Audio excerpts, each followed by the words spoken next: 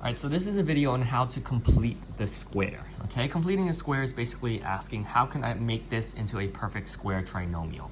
And for that, you just need a very simple idea, which is b over 2 squared, okay? So you basically take the b value, you divide it by 2. So in this case right here, 6 divided by 2 is going to give you 3, right?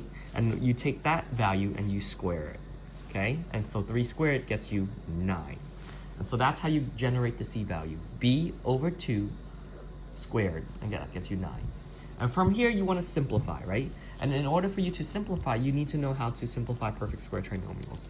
Because 9 is a perfect square, you basically put the parentheses like this, x and x, and you ask yourself what two numbers multiplied gives you 9, and at the same time adds up to 6. And in this case, it's going to be 3, right?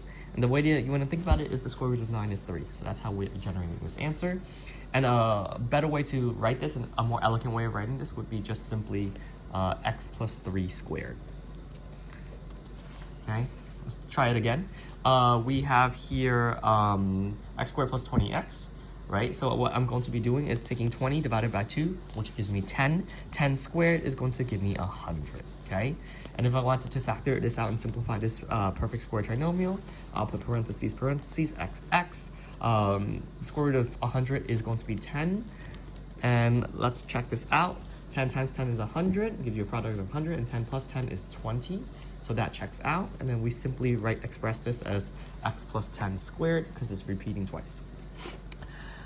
These next two, because there's a negative, let's go ahead and, it's the same idea. Negative 12 divided by 2 is negative 6. Negative 6 squared is going to give you 36. So it's always going to be a positive number, positive c value, right? And here we have x, x. And then the square root of 36 is going to give you 6, right? But you have to be mindful because the b value here is negative 12, which tells you then that both values here have to be negative 6. Because negative 6 plus negative 6 is negative 12, while negative 6 times negative 6 is positive 36.